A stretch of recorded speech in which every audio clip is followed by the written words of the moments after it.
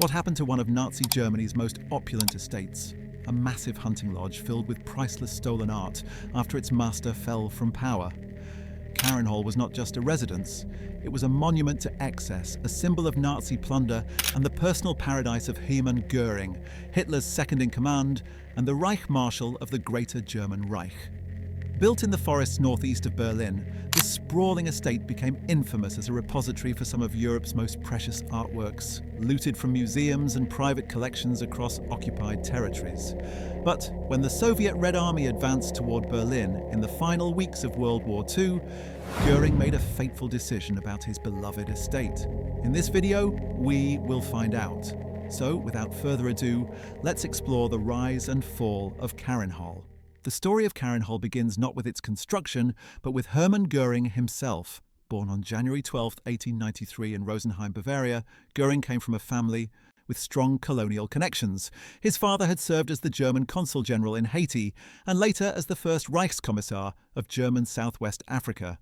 Young Hermann showed an early aptitude for military matters and joined the Bavarian infantry in 1912. When World War I erupted, Göring transferred to the Imperial German Air Service, where he became one of Germany's most celebrated fighter aces, credited with 22 aerial victories. He commanded the famous Jagdgeschwader 1, the squadron once led by the legendary Red Baron, Manfred von Richthofen. Göring's wartime service earned him the Pour le Mérite, Germany's highest military decoration, cementing his status as a war hero. The end of World War I and the Treaty of Versailles devastated Göring both personally and professionally. Like many German veterans, he felt humiliated by Germany's defeat and the harsh terms imposed by the victorious Allies. He struggled to find his place in the Weimar Republic, working briefly as a commercial pilot in Denmark and Sweden. It was during this period in Sweden that Göring met his first wife, Karin von Kantzow, a Swedish baroness who was still married when they began their relationship. She divorced her husband and married Göring on February 3, 1923. Karin would become the love of Göring's life, and her influence on him was profound. She introduced him to higher social circles and encouraged his political ambitions. Göring's entry into politics came through his association with Adolf Hitler and the nascent Nazi Party. In 1922, he attended a Nazi rally in Munich and was immediately captivated by Hitler's oratory and vision for Germany's future. Hitler, recognizing Göring's credentials as a war hero and his social connections, saw immense value in recruiting him to the movement. Göring joined the Nazi Party and quickly rose through its ranks. Hitler appointed him commander of the Sturmabteilung, the SA, the party's paramilitary wing, during the failed Beer. Hull Putsch of November 9, 1923, Göring marched alongside Hitler through the streets of Munich. When police opened fire on the Nazi column, Göring was shot in the thigh and groin. The injury was severe, and during his recovery, doctors treated his pain with morphine, beginning an addiction that would plague him for years. After the putsch's failure, Göring fled to Austria and then to Italy, avoiding arrest while Hitler was imprisoned. During his exile, his morphine addiction worsened, and he was hospitalized in Sweden multiple times for treatment. His wife Karin stood by him throughout this difficult period, even as their financial situation became increasingly desperate. Göring finally returned to Germany in 1927 after a general amnesty was declared for participants in the putsch. He began working to rebuild his position within the Nazi Party, which Hitler had reformed after his release from prison. Göring's charm, his connections to industrialists and aristocrats, and his war record made him an invaluable asset as the Nazis worked to gain political legitimacy. The Nazi Party's electoral fortunes improved dramatically as the Weimar Republic struggled with economic depression and political instability. In 1928, Göring was elected to the Reichstag, Germany's parliament, representing the Nazis. He used his position skillfully, cultivating relationships with conservative politicians and businessmen who saw the Nazis as a bulwark against communism. When the Nazis won 230 seats in the July 1932 elections, becoming the largest party in the Reichstag, Göring was elected president of the Reichstag, giving him enormous political influence. He used this position to help Hitler's appointment as Chancellor on January 30, 1933, marking the beginning of the Nazi seizure of power. However, tragedy struck Göring's personal life before he could fully savor his political triumph. On October 17, 1931, his beloved wife Karin died from heart failure and tuberculosis at the age of 42, Her death devastated Göring. He had been devoted to her, and she had been his anchor during the turbulent years of political struggle. In his grief, Göring conceived of a grand memorial to honour her memory. He would build an estate unlike any other in Germany, a monument to their love and to his own growing power. He would name it Karenhall, after his departed wife. The location Göring chose for his estate was in the Schorfheide forest, approximately 65 kilometres northeast of Berlin. This vast woodland had been a hunting ground for Prussian nobility for centuries. The region was remote, wild, and beautiful, filled with lakes, marshes, and ancient forests. Göring, who styled himself as Reich Master of the Hunt and took seriously his role overseeing Germany's forestry and wildlife management, found the location perfect for his purposes. He acquired a large tract of land near the small village of Großdölnersee, where he would create his personal paradise. Construction of the first phase of Karenhall began in 1933, shortly after the Nazis came to power. The initial structure was relatively modest by the standards of what it would become, a large hunting lodge built in a rustic Germanic style. The architect Werner March designed the building, employing traditional construction techniques and local materials. Heavy timber beams, stone foundations, and thatched roofing gave Karenhall the appearance of a medieval Germanic hall, evoking the romantic nationalism that the Nazis promoted. Göring spared no expense on the interior, filling the rooms with hunting trophies, antique furniture, and works of art. He created a mausoleum on the grounds where he interred Karin's body, which he had exhumed from Sweden and brought to Germany. The mausoleum became a shrine, and Göring would often visit it to pay his respects. As Göring's power grew, so did Karenhall. In 1936, Hitler appointed him plenipotentiary of the four-year plan, giving him control over the German economy as it prepared for war. Göring used his position to accumulate vast wealth through both legal and illegal means. He accepted bribes from industrialists seeking government contracts, confiscated property from Jews and political opponents, and diverted state funds to his personal accounts. His corruption was legendary even among the Nazi leadership. With these ill-gotten gains, Göring expanded Karenhall into a massive complex. He commissioned a complete reconstruction and expansion between 1936 and 1937, this time employing the architect Ewald Brix. The rebuilt Karenhall was enormous, covering more than 600 square metres of floor space in the main house alone. The estate grew to include multiple buildings, the main residence, guest houses, staff quarters, stables, garages, a gymnasium, a swimming pool, and extensive gardens. The main building featured a great hall measuring 80 metres long with a ceiling height of 12 metres. This hall, modelled on medieval Viking mead halls, could accommodate hundreds of guests for lavish banquets. Göring furnished it with massive tables carved from single pieces of timber, tapestries depicting hunting scenes, and an enormous fireplace that could burn logs several metres long. The walls were adorned with paintings by old masters, antler chandeliers hung from the ceiling, and bearskin rugs covered the floors. Every detail was designed to project power, wealth, and taste. The estate's grounds were equally impressive. Göring created artificial lakes stocked with fish, built hunting blinds and shooting ranges throughout the forest, and maintained game preserves where he could hunt deer, wild boar, and other animals. He imported exotic animals including lions and bison to roam the property. The gardens around the main house were meticulously landscaped with stone pathways, fountains, and carefully maintained flower beds. Göring even had a model railroad installed, an elaborate setup that covered an entire room and featured detailed miniature landscapes and buildings. This toy reflected his childlike fascination with gadgets and luxury items, a characteristic that contrasted sharply with his brutal political career. Göring used Karenhall to entertain important guests and conduct diplomatic meetings. Foreign dignitaries, Nazi officials, military commanders, and visiting celebrities were invited to the estate, where Göring would play the gracious host. He would take guests on hunting expeditions, show them his art collection, and host elaborate dinners that lasted late into the night. These gatherings served both social and political purposes. Göring cultivated relationships with foreign diplomats, attempting to present a civilized face for the Nazi regime. He also used Karenhall to display his wealth and power to other Nazi leaders, reinforcing his position as Hitler's deputy. The entertainment at Karenhall was legendary. Göring employed a full-time staff of dozens, including chefs, valets, gamekeepers, gardeners, and security personnel. When hosting formal dinners, he would have musicians perform classical music or Germanic folk songs. The meals featured delicacies from across Europe, caviar from Russia, champagne from France, game from his own preserves. Göring himself would often dress in elaborate costumes for these occasions.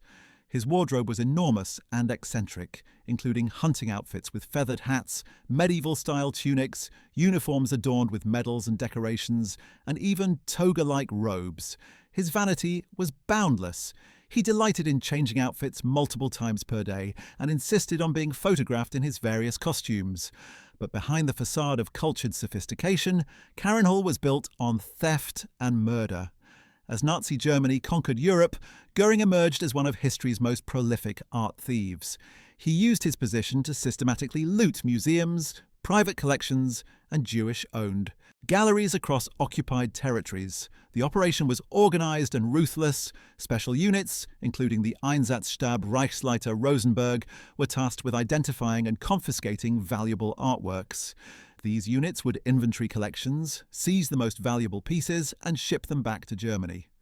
While much of the stolen art was destined for Hitler's planned Führer Museum in Linz, Göring ensured that the choicest pieces found their way to Karenhall. The scale of Göring's art theft was staggering. Historians estimate that he personally accumulated between 1,000 and 2,000 paintings, in addition to countless sculptures, tapestries, furniture, and other valuables. His collection included works by Rembrandt, Vermeer, Rubens, Van Dyck, Cranach, and many other masters. He acquired these pieces through various means: outright theft from museums, forced sales from Jewish collectors at far below market value, and trades with other Nazi officials. Göring had agents throughout Europe searching for additions to his collection. In Paris alone, his representatives confiscated hundreds of paintings from Jewish-owned galleries and private residences. The infamous art dealer Bruno Loser acted as Göring's primary agent in France, facilitating the transfer of looted artworks to Karenhall. One of the most valuable paintings in Göring's collection was Vermeer's The Astronomer, stolen from the Rothschild collection in France. He also possessed Rembrandt's Portrait of a Man, multiple works by Lucas Cranach the Elder, and countless other masterpieces. The walls of Karenhall were covered with these stolen treasures. Göring would often personally select paintings during his visits to occupied territories. In Paris, he visited the Jeu de Paume Museum, which the Nazis used as a sorting house for stolen art, and would mark pieces he wanted with his initials. His greed was insatiable. Even as Germany's military situation deteriorated, Göring continued expanding his collection, treating Europe's cultural heritage as his personal shopping catalogue. The art was not Göring's only form of looting. He also accumulated jewellery, gold, rare books, antique furniture, and other luxury items. His personal fortune grew to astronomical levels. He maintained multiple residences across Germany, including a villa in Berlin, a hunting lodge in the Bavarian Alps, and various properties acquired from dispossessed Jews. But Karenhall remained his favourite, the place where he felt most at home. He would retreat there whenever possible, escaping the pressures of his official duties to indulge in hunting, entertaining, and admiring his stolen treasures. Göring's second marriage in 1935 to Emmy Sonnemann, a German actress, brought new energy to Karenhall.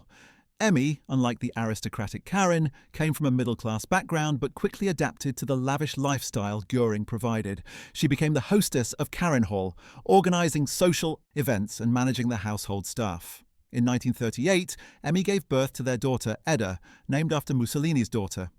The child became the centre of Göring's affections, and he doted on her excessively. He had toys and clothes custom-made, hired private tutors, and ensured she wanted for nothing.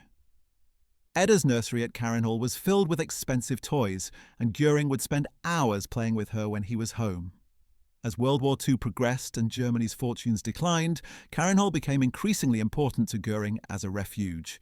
The Luftwaffe, which he commanded, failed to achieve air superiority over Britain in 1940, failed to prevent Allied bombing of German cities, and suffered devastating losses on the Eastern Front.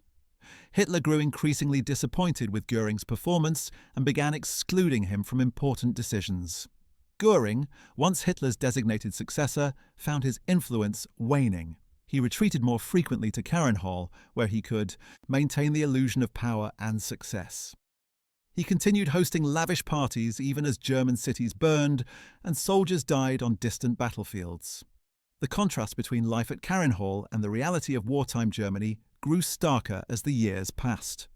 While ordinary Germans endured rationing, Göring's table groaned with luxuries. While refugees fled from advancing Soviet forces, Göring hunted in his private forests. While Allied bombs reduced German cities to rubble, Karenhall remained untouched in its secluded forest location. This disparity did not escape the notice of other Nazi officials. Some, like Joseph Goebbels, privately criticized Göring's lifestyle and questioned his dedication to the war effort. But Göring, protected by his personal relationship with Hitler and his formal position as designated successor, remained largely immune to such criticism. By 1945, however, even Göring could not ignore reality. Soviet forces were advancing rapidly through Poland, toward Germany's eastern borders. The Red Army had already crossed the Oder River, placing them within striking distance of Berlin. Karenhall, located northeast of the capital, lay directly in the path of the Soviet advance. In late January 1945, Göring made preliminary arrangements to evacuate his most precious possessions. He ordered trusted staff members to begin packing the most valuable artworks and personal items. The operation was conducted in secret, as Göring did not want to create the impression that he was abandoning the fight. The evacuation of Karenhall's treasures was a massive undertaking. Göring had accumulated so much that it required multiple trainloads to move. His art collection alone filled numerous crates. Workers carefully wrapped paintings, sculptures, and other valuables in protective materials before loading them into railway cars. The destination for these treasures was various locations in southern Germany, far from the advancing Soviet forces. Some items went to salt mines and underground bunkers where the Nazis had been storing stolen art and gold reserves. Other pieces went to Göring's villa in Bavaria. The operation continued through February and into March as the military situation grew increasingly desperate. On April 20, 1945, Hitler's 56th birthday, Göring attended what would be his final meeting with the Führer in Berlin. The atmosphere in Hitler's bunker was surreal, with the Soviet artillery already audible in the distance. Hitler, increasingly detached from reality, spoke of phantom armies that would relieve Berlin and turn the tide of the war. Göring, perhaps more realistic about Germany's prospects, suggested that he should leave Berlin and head south to continue organizing resistance from Bavaria. Hitler agreed, though the two men's relationship had deteriorated significantly. Their farewell was cordial, but not warm. Neither man knew they would never see each other again. After leaving Berlin, Göring headed to Bavaria, stopping at Karenhall one final time. What he found must have been deeply disturbing. The estate, once so full of life and luxury, was now largely empty. Most of the artwork had been evacuated, leaving pale rectangles on the walls where paintings had hung. Much of the furniture had been removed. The staff had been reduced to a skeleton crew. Göring spent only a brief time at the estate, making final arrangements for its fate. He knew the Soviets would reach Karenhall within days, and he was determined that they would not capture his beloved estate intact. If he could not have it, no one would. Göring gave orders that Karenhall was to be destroyed. He tasked members of the Luftwaffe with rigging the buildings with explosives. The demolition team worked quickly, placing charges throughout the main residence and other structures. On April 28, 1945, as Soviet forces approached to within a few kilometers of the estate, the explosives were detonated. The massive timber beams that had supported the Great Hall splintered and collapsed. The stone walls crumbled. The roof caved in. Flames engulfed what remained, fed by wooden furnishings and other combustible materials. The explosion could be heard for kilometers around. When the smoke cleared, Karenhall, Göring's monument to excess and power, lay in ruins. The destruction of Karenhall marked the end of an era, but the story of the estate and its contents was far from over. The artworks that Göring had evacuated would become the subject of one of history's largest recovery efforts. Allied forces, advancing through Germany, discovered caches of stolen art in mines, caves, and warehouses across the country. The Monuments, Fine Arts and Archives program, known as the Monuments Men, worked tirelessly to locate, identify and repatriate these looted treasures. They found many of Göring's paintings in the salt mines of Altaussee in Austria and in various locations in Bavaria. The process of returning the artworks to their rightful owners would take years and, in some cases, continues to this day. Meanwhile, Soviet forces reached the smouldering ruins of Karenhall on April 29, 1945, just one day after its destruction. Red Army soldiers found the estate completely demolished. The massive hunting lodge that had once embodied Nazi opulence was reduced to broken walls, charred timbers, and piles of rubble. The soldiers picked through the ruins, finding fragments of luxury goods, broken porcelain, twisted metal fixtures, shattered glass. The swimming pool was cracked and dry, the gardens were trampled and overgrown. The artificial lakes remained, but the boathouses and docks had been destroyed in the blast. Even Karin's mausoleum had not been spared. The structure was damaged, though whether from the explosion or deliberate demolition is unclear. The Soviets found the tomb empty, as Göring had arranged for his first wife's remains to be removed and reburied before the destruction. The Soviet commanders established a temporary headquarters in what remained of the estate's outbuildings. They used the site to coordinate their advance toward Berlin, which was now only days away from falling. Soviet photographers documented the ruins, producing images that were later used for propaganda purposes, showing how the mighty Nazi leaders had fallen. The photographs reveal the extent of the destruction. Massive foundation stones scattered like children's blocks, the Great Hall's massive fireplace standing alone amid the rubble, and twisted metal beams protruding from piles of debris. The Soviets also found some items that had been left behind or overlooked during the evacuation: hunting rifles, damaged furniture, and various personal effects. These were seized as war booty and distributed among Soviet officers or sent back to the Soviet Union. But what of Hermann Göring himself? After his last visit to Karenhall, he had travelled south to his villa in Berchtesgaden, Bavaria. There, on April 23, 1945, he made a fateful error. Receiving reports that Hitler was trapped in Berlin with Soviet forces closing in, Göring sent a telegram to the Führer. In the message, he noted that since Hitler was surrounded, Göring should assume leadership of the Reich according to the succession decree Hitler had issued years earlier. He asked for Hitler's confirmation to proceed with this transfer of power. Hitler, in his bunker, interpreted this as treason and betrayal. Influenced by Martin Bormann, who had long schemed against Göring, Hitler flew into a rage. He ordered Göring's arrest and stripped him of all ranks and positions. Göring was placed under house arrest at his villa by SS guards. On May 8, 1945, after Germany's unconditional surrender, Göring attempted to negotiate with American forces. He dressed in one of his elaborate uniforms, complete with all his medals and decorations, and presented himself to the 36th Infantry Division of the United States Army. He apparently believed his status as Reich Marshal would entitle him to special treatment. He was disappointed. American soldiers took him into custody, treating him as a prisoner of war rather than a negotiating partner. He was initially held at various locations in Germany and Austria, where he was interrogated by Allied intelligence officers. They found him surprisingly talkative, apparently eager to discuss his role in the Nazi regime and justify his actions. The art collection that Göring had looted and then evacuated from Karenhall became one of the Allies' primary concerns. When American forces discovered the salt mines and storage facilities where Göring had hidden his treasures, they were astounded by the sheer volume and value of the artworks. In Berchtesgaden alone, they found hundreds of paintings, sculptures, and other items. At Unterstein, in an air raid shelter, they discovered more than 1,000 artworks from Göring's collection. The monuments men photographed and catalogued each piece, beginning the painstaking process of determining provenance and identifying rightful owners. The recovery effort revealed the full scope of Göring's crimes against cultural heritage. Among the artworks found were pieces stolen from the Rothschild family, the Schloss collection, the David Weil collection, and dozens of other Jewish-owned collections in France, the Netherlands, Belgium, and other occupied countries. Some paintings had been purchased at forced sales where Jewish owners, desperate to escape Nazi persecution, sold their treasures for a fraction of their value. Other pieces had simply been seized without any pretense of legality. The documentation that survived showed Göring's systematic approach to looting. He had maintained detailed inventories of his collection, photographing each piece and recording its origin. This meticulous record-keeping, while evidence of his crimes, also proved invaluable in the repatriation process, as the Allies prepared for the Nuremberg trials. Göring was transferred to the Palace of Justice in Nuremberg, where he would face judgment alongside other Nazi leaders. Before the trial began, American psychologists and psychiatrists examined Göring extensively.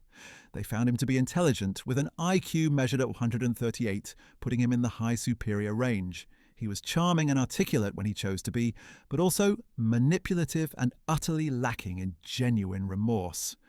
During his time in custody, he was weaned off his morphine addiction, losing a significant amount of weight and regaining some of his former mental sharpness. This made him a formidable defendant at the trial. The question of what would happen to Karenhall itself, or what remained of it, was less clear. The ruins lay in the Soviet occupation zone, part of what would become East Germany. The Soviets showed little interest in preserving or reconstructing the estate. It held no sentimental value for them and represented everything they had fought against. Over the months and years following the war, local residents scavenged what they could from the ruins. Bricks, timber, metal fixtures, anything of potential use or value was carried away. The forest began to reclaim the site, with saplings taking root in the cracked foundations and vines climbing over what remained of the walls.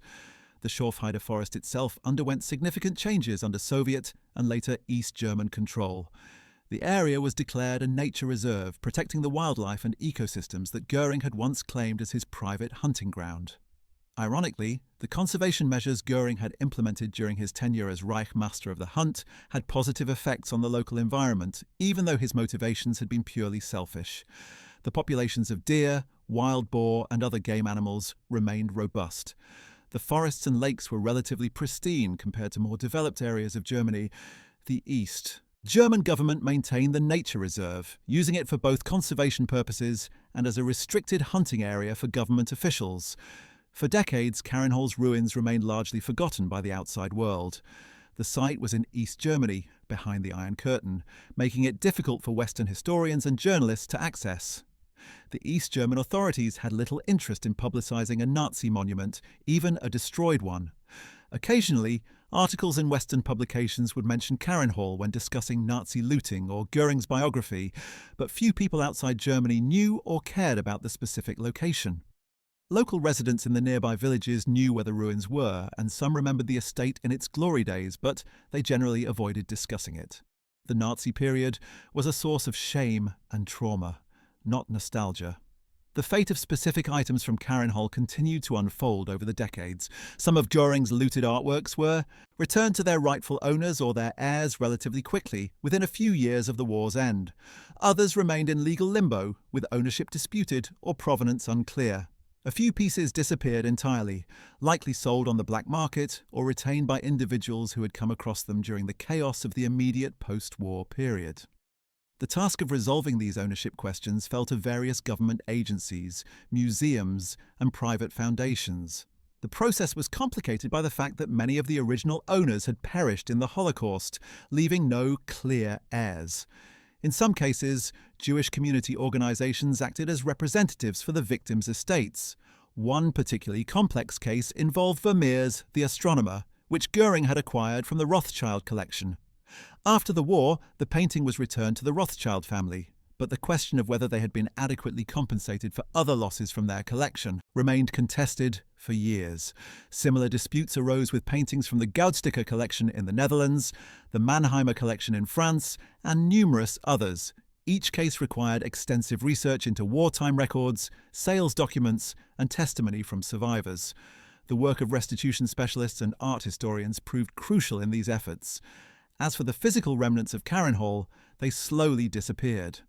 By the 1950s, little remained above ground except for portions of the foundation and the occasional fragment of wall. The swimming pool, built of concrete, proved more durable than the wooden structures and remained visible for many years. The mausoleum, where Karen had been entombed, was completely demolished, either by the Soviets or by locals seeking building materials. The artificial lakes, being natural features that had merely been modified, remained, though the dams and control structures built to regulate their water levels gradually deteriorated. The forest reclaimed the cleared areas where buildings had stood, and new growth covered the scars left by roads and pathways. In the 1960s and 1970s, as the generation that had lived through the war began to age, some interest in documenting Nazi sites emerged among historians and preservationists. However, Karenhall was not a priority. Unlike concentration camps, which were preserved as memorials to the Holocaust, or Hitler's Eagle's Nest in Bavaria, which had become a tourist attraction, Karenhall had no clear purpose. It was not a site of mass murder that needed to be remembered as a warning. It was not architecturally significant enough to warrant preservation as a historical building. It was simply the remains of one man's ostentatious country house, and that man had been one of history's great villains. Most people agreed it was better left to decay. Yet the story of Göring's looted art collection continued to develop in unexpected ways. In 1990, when Germany reunified, the archives of the former East Germany became accessible to Western researchers. These archives contained extensive documentation about property seized by Soviet forces, including items taken from Karenhall and other Nazi facilities. Researchers discovered that the Soviets had removed far more from Karenhall's ruins than previously known.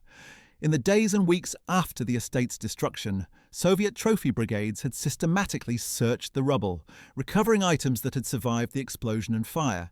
These included pieces of furniture, decorative items, personal effects, and even some artworks that had been overlooked during Göring's evacuation. The discovery of these Soviet records opened new questions about the ultimate fate of various objects from Karenhall. Some items had been sent to museums in Moscow and Leningrad, where they were displayed or placed in storage. Others had been distributed among Soviet officials as personal trophies. A few pieces had been sold on the international art market through intermediaries, generating hard currency for the Soviet state. The Russian government, in the post-Soviet era, proved reluctant to return these items, arguing that they were legitimate war reparations for the immense damage Germany had inflicted on the Soviet Union. This position created diplomatic tensions, as many of the items in question had themselves been looted by the Nazis from third countries. The Nuremberg trial, which began on November 20, 1945, brought Göring face to face with the consequences of his actions. He was charged with conspiracy to wage aggressive war, crimes against peace, war crimes, and crimes against humanity. The evidence against him was overwhelming. The prosecution presented testimony from witnesses, documents bearing his signature, and records of his orders. The case regarding his art looting was just one small part of the broader indictment, but it illustrated his character and his complete disregard for law and morality. Göring defended himself vigorously, showing none of the remorse that might have mitigated his sentence. He attempted to justify Nazi policies, minimized his role in atrocities, and tried to present himself as a soldier who had merely followed orders.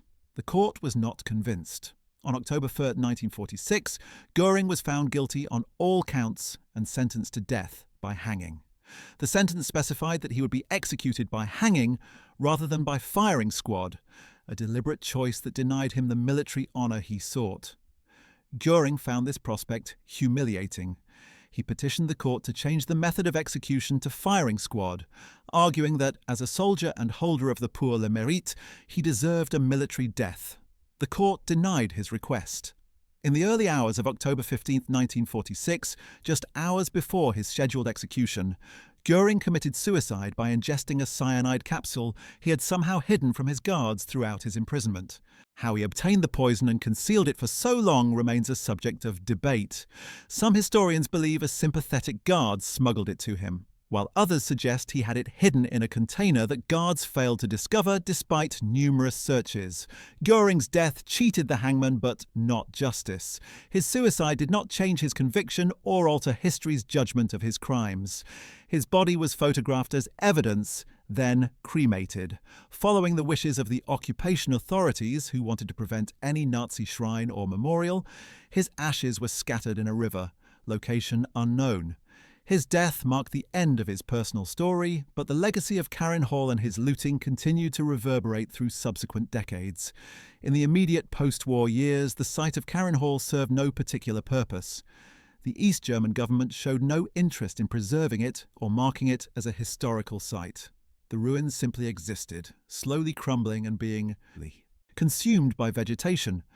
Local residents occasionally visited out of curiosity, and some elderly locals who remembered the estate's glory days would tell stories to younger generations about the grand hunts, the lavish parties, and the bizarre spectacle of Göring arriving in his various costumes. These oral histories preserve details that might otherwise have been lost, as few photographs of Karenhall's interior survived the war. Photographing Karenhall during its active years had been strictly controlled. Göring allowed only official photographers to document the estate, and he carefully reviewed which images could be published. He wanted to project an image of refined taste and Germanic authenticity, not one of criminal excess. As a result, many photographs show the exterior of the building, the grounds, and Göring posing in his hunting clothes, but relatively few show the interior rooms filled with stolen art. The photographs that do exist provide valuable documentation of specific paintings and sculptures, helping researchers identify pieces after the war.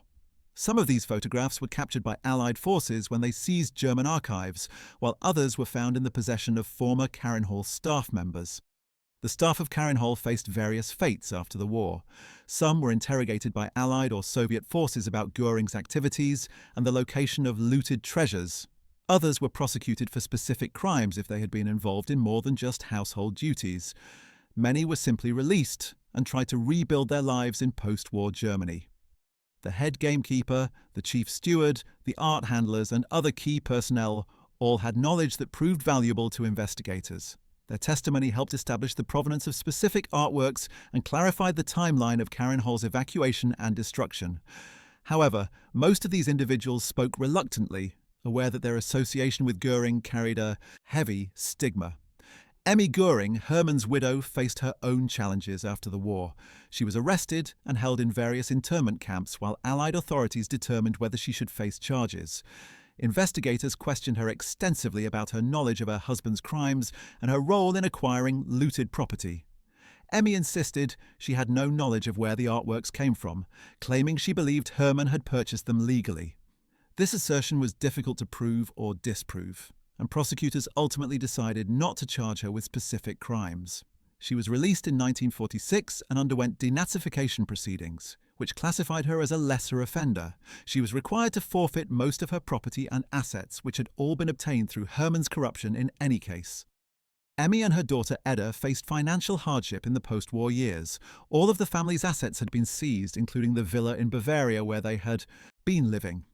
Emmy worked various jobs to support herself and Edda, including writing her memoirs, which she published in 1967. The book, titled An der Seite meines Mann, At the Side of My Husband, presented a sympathetic portrait of Hermann and attempted to rehabilitate his image. Critics pointed out that Emmy conveniently omitted or downplayed Hermann's crimes, focusing instead on his charm and his devotion to his family. The book was controversial but sold reasonably well, providing Emmy with some income. She died on June 8, 1973, in Munich, still defending her late husband's memory. Edda Göring, who had been only 8 years old when her father died, grew up in the shadow of his crimes. She attended school under an assumed name to avoid the stigma of being Göring's daughter. As an adult, she trained as a nurse and later worked in a medical capacity. Throughout her life, she maintained that her father had been a loving parent and that she remembered only the happy times at Karenhall. She granted few interviews, but in those she did give, she expressed no remorse for her father's actions and seemed unable or unwilling to confront the reality of his crimes.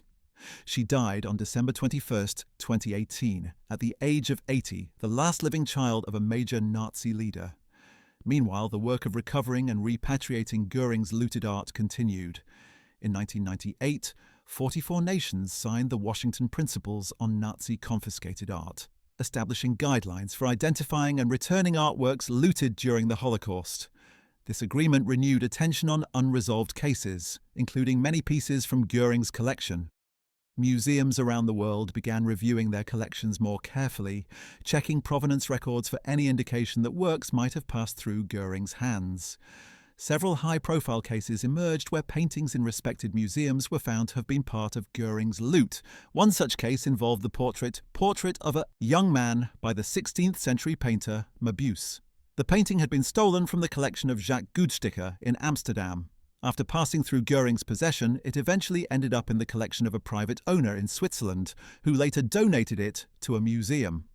When researchers established the painting's provenance, negotiations began for its return to the Goudsticker heirs. Similar cases occurred with increasing frequency as research tools improved and archives became more accessible. Holocaust survivors and their descendants pursued claims against museums and private collectors who unknowingly possessed looted art. The legal and ethical questions surrounding these cases were complex. How should claims be handled when both the original owner and the looter were long dead?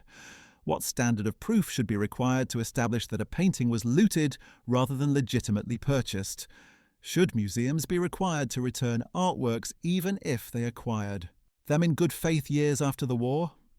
How should restitution work when the original owner's entire family had been murdered in the Holocaust and no clear heir existed? These questions sparked extensive debate among lawyers, art historians, ethicists, and government officials. Some progress was made through international cooperation and goodwill. Museums and collectors increasingly chose to return disputed works rather than fight lengthy court battles, recognizing the moral imperative to correct historical injustices. The Dutch government established the Restitutions Committee to review claims related to art stolen from Dutch Jews, and this committee recommended the return of numerous works, including several that had been in Göring's collection. Similar bodies were established in other countries, creating mechanisms for resolving disputes without requiring claimants to pursue expensive litigation. However, not all cases were resolved satisfactorily. Some artworks from Göring's collection remained in legal limbo, with competing claims from multiple parties. Others were known to have existed, but could not be located, presumably destroyed during the war or sold to unknown buyers who had kept them hidden.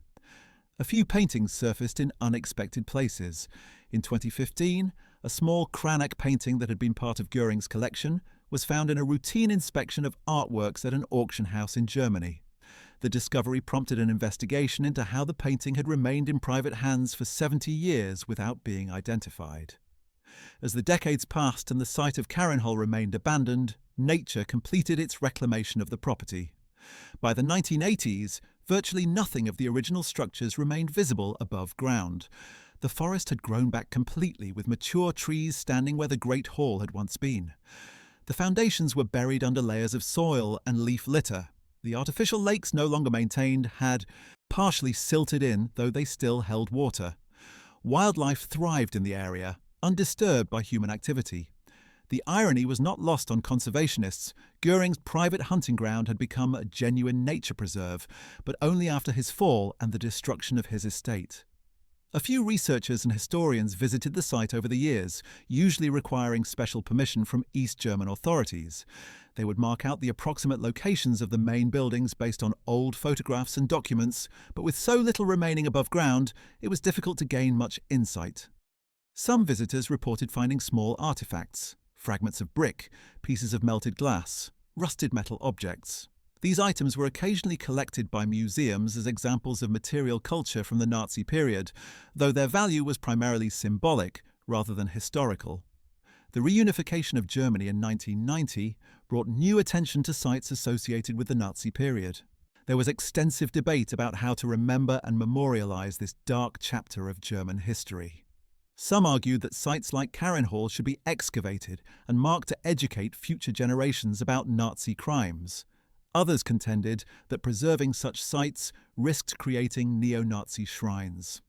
In the case of Karenhall, the fact that it had been completely destroyed simplified matters. There was no building to preserve or demolish, only buried ruins in a forest.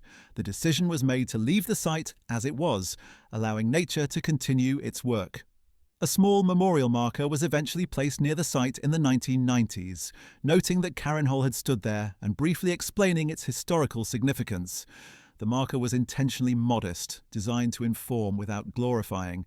It mentioned Göring's looting of art and his crimes against humanity, ensuring that any visitor would understand the context. The marker became a minor point of interest for tourists and history enthusiasts visiting the Schorfheide region, but it never attracted large numbers of visitors. Most people who came to the area were interested in the natural beauty of the forest and lakes rather than the Nazi history. In the 2000s, archaeological surveys were conducted at the Karenhall site using modern technology like ground-penetrating radar. These surveys mapped the buried foundations and identified the locations of various structures. The research confirmed what historians already knew from documents and photographs, but provided precise measurements and details. The survey teams also discovered that some underground features, such as parts of the cellar system and perhaps hidden chambers, remained largely intact beneath the soil. However, no decision was made to excavate these features. The consensus among historians and government officials was that the cost and effort of excavation would not be justified by the likely findings. The fate of Göring's model railroad, which had been one of his prized possessions at Karenhall, remained unknown for many years. It was too large and complex to have been evacuated with the art collection, and it was presumably destroyed when the estate was demolished. However, in 2009, a German model railroad enthusiast claimed to have found photographs and documentation suggesting that portions of the layout had been removed before the destruction and had survived the war. This claim generated brief interest in the hobby press, but no physical evidence of the railroad's survival was ever produced. Most historians believe it was indeed destroyed along with the rest of Karenhall. The swimming pool at Karenhall proved to be the most durable remnant of the estate. Built of reinforced concrete, it withstood the demolition and the subsequent decades of neglect. By the early 2000s, when archaeological interest in the site increased, the pool was still recognizable, though cracked and filled with soil and vegetation. Photographs taken by researchers show an overgrown concrete basin, its Art Deco tiling still partially visible despite the damage. The pool became something of a symbol for the entire Karenhall story. A remnant of Nazi luxury, built with stolen wealth and forced labour, now returned to nature and stripped of all its former grandeur. The broader question of how to handle Nazi-looted art continued to evolve through the early 21st century. As digital databases and archival research became more sophisticated, researchers could track the provenance of artworks with increasing accuracy. The Monuments Men Foundation, established by the children of the original Monuments Men, worked to preserve the memory of the recovery effort and to continue identifying looted works. They created extensive online databases cataloguing stolen artworks, including detailed records of Göring's collection. These resources proved invaluable to researchers, museums, and families seeking to recover their heritage. 1. Particularly significant recovery occurred in 2012 when German authorities discovered an enormous cache of art in a Munich apartment. The resident, Cornelius Görlitz, was the son of Hildebrand Görlitz, an art dealer who had worked for the Nazis, including directly with Hermann Göring. The collection contained approximately 1,400 works, many of which had been looted from Jewish collectors. Among them were pieces that had passed through Karenhall. The discovery sparked international attention and reopened debates about the adequacy of Germany's efforts to resolve restitution claims. The Görlitz case demonstrated that even 70 years after the war, major caches of looted art could still be found. The legal frameworks for handling Nazi-looted art claims evolved considerably over time. In 2016, the German government passed a new law strengthening the rights of heirs to claim looted artworks, extending statutes of limitations and lowering the burden of proof required. Other countries enacted similar legislation, recognizing that the unique circumstances of the Holocaust justified special legal provisions. These laws made it easier for families to pursue claims against museums and private collectors, leading to an increase in successful restitutions. However, resistance remained, particularly from museums that argued restitution would decimate their collections, and from collectors who had purchased works in good faith. The role of auction houses in the post-war art market also came under scrutiny. Research revealed that some auction houses had knowingly or negligently sold looted artworks, failing to conduct adequate provenance research. Pieces from Göring's collection had appeared at auctions in Switzerland, London, and New York over the decades, sometimes with incomplete or misleading provenance information. Reform advocates pushed for stricter regulations requiring auction houses to verify provenance before selling works that might have changed hands. During the Nazi period, major auction houses eventually adopted more rigorous standards, though critics argued these reforms came far too late. The cultural significance of Karenhall extended beyond the art collection. The estate represented a particular vision of German identity that the Nazis promoted, a romantic, mythologized version of Germanic tradition that supposedly stretched back to medieval or even ancient times. The architecture, with its massive timber construction and references to Viking halls, was meant to evoke this imagined past. The hunting culture Göring cultivated at Karenhall drew on traditions of Prussian aristocracy while adding fascist elements of dominance and conquest. Scholars who studied Nazi visual culture and propaganda analyzed Karenhall as an example of how the regime used architecture and design to construct and reinforce its ideology. Göring's personal writings and correspondence, seized after the war, provided additional insight into his thoughts. about Karenhall and what it represented to him. In letters to friends and family, he described the estate as his paradise and as a place where he could escape the stresses of his official duties. He wrote about his hunting expeditions with evident pleasure, detailing the animals he had shot and the techniques he had used. These documents reveal a man who was simultaneously a sophisticated art collector, a brutal war criminal, and someone who could take childlike delight in toys and costumes. This psychological complexity made Göring both fascinating and disturbing to historians attempting to understand the Nazi leadership.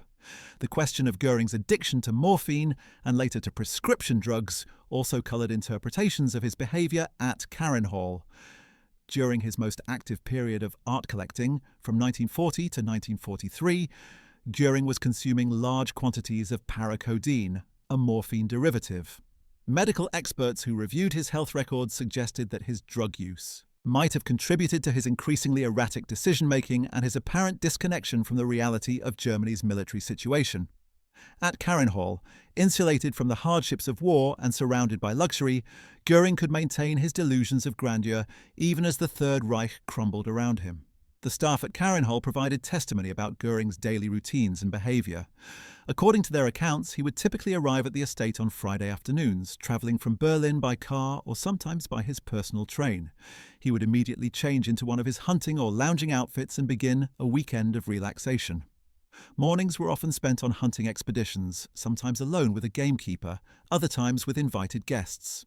Afternoons might involve inspecting new additions to the art collection, playing with his model railroad, or simply walking the grounds with his pet lion cubs, which he kept for a time in the 1930s. Evenings were reserved for elaborate dinners, during which Göring would hold court, telling stories and insisting on being the centre of attention.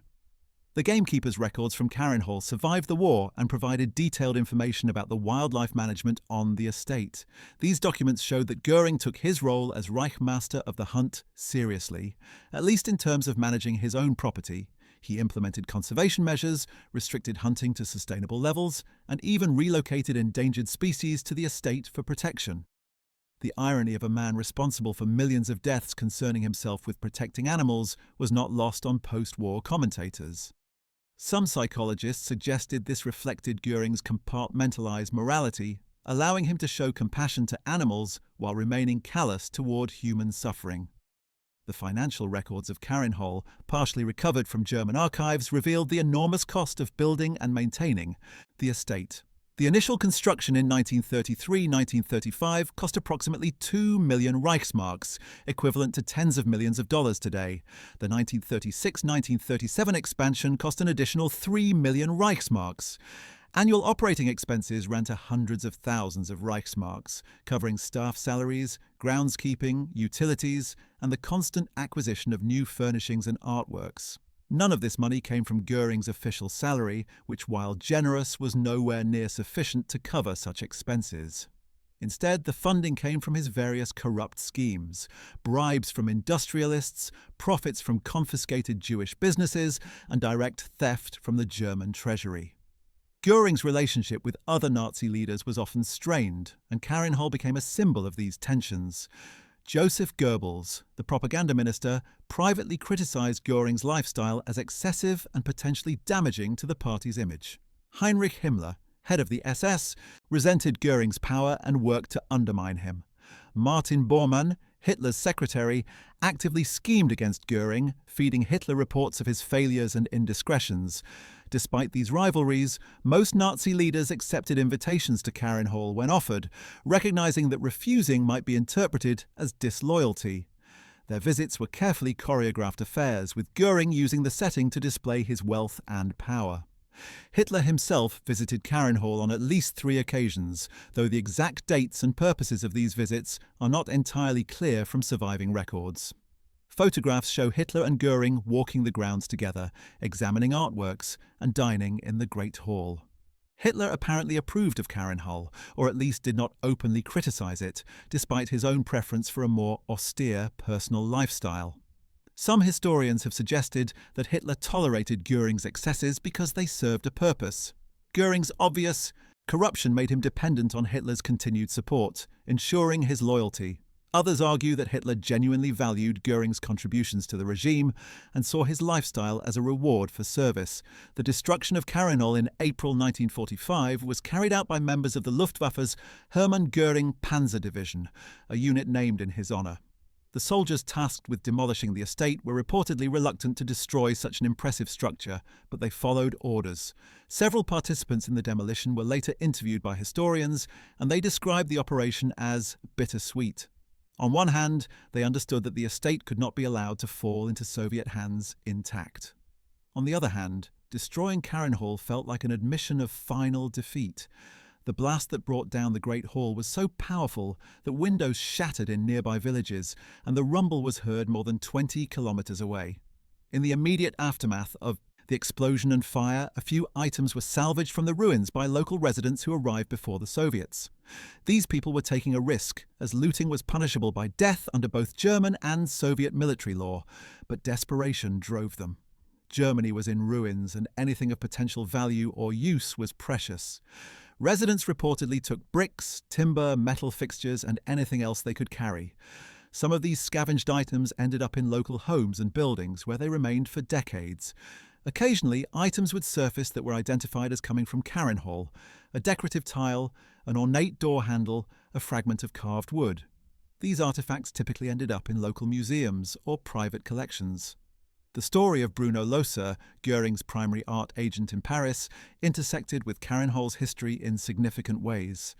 Loser, who had been responsible for acquiring hundreds of artworks for Göring's collection, was arrested after the war and interrogated extensively. He provided detailed testimony about the looting operation, including which specific paintings had been sent to Karenhall. However, Loser was also suspected of hiding artworks for his own benefit and possibly facilitating the sale of looted pieces on the black market. He was tried and convicted by a French court but received a relatively light sentence. After his release, he continued working in the art market, raising questions about how much justice was actually served. The case of Walter Andreas Hofer, Göring's chief art curator and advisor, provided another perspective on Karenhall. Hofer had been intimately involved in building the collection, advising Göring on acquisitions and managing the estate's extensive holdings. After the war, he too was interrogated and provided valuable information about provenance. Hofer claimed he had tried to discourage Göring from taking obviously looted pieces, suggesting he had some moral qualms about the operation.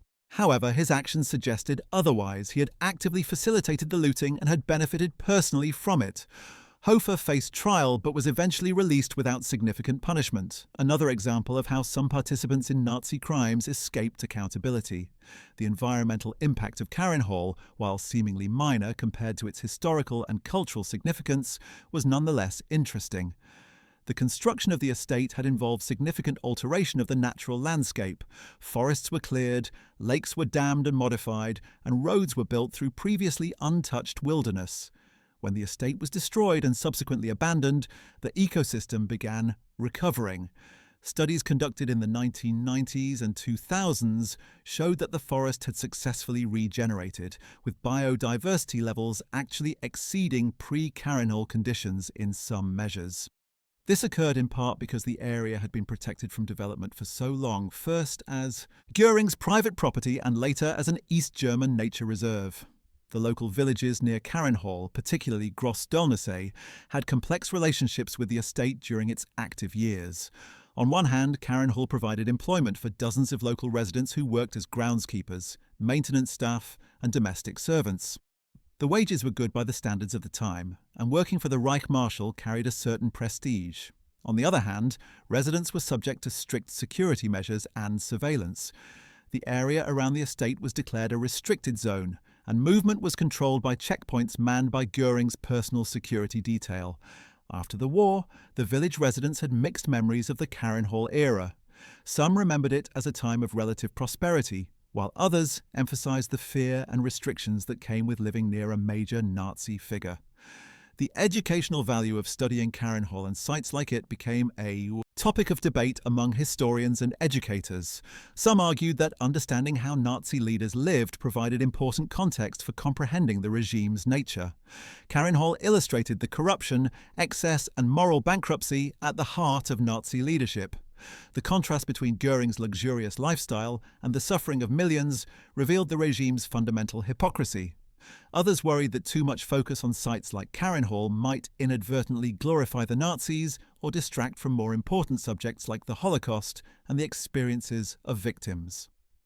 This debate reflected broader questions about Holocaust education and how to teach about Nazi Germany effectively. Documentary filmmakers and journalists periodically produced programs about Karenhall. These documentaries typically combined historical photographs, survivor testimony, expert interviews, and footage of the ruined site. Productions in the 1990s and 2000s benefited from newly accessible East German archives and interviews with aging witnesses who had worked at the estate or encountered Göring there.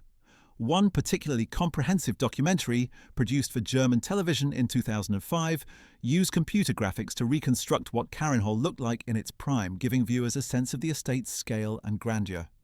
The program also traced the fate of specific artworks from the collection, showing where they ended up and whether they had been returned to rightful owners. The phenomenon of Nazi memorabilia collecting raised uncomfortable questions related to Karenhall.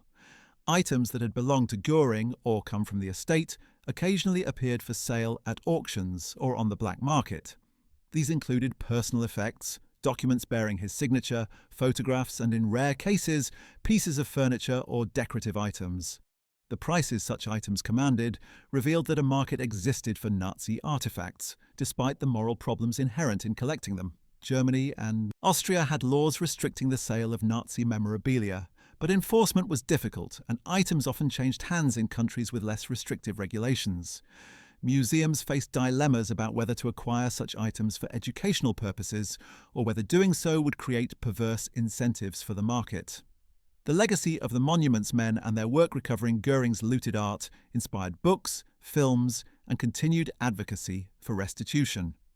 The 2014 film, The Monuments Men, while taking creative liberties with the historical record, brought popular attention to the art recovery effort.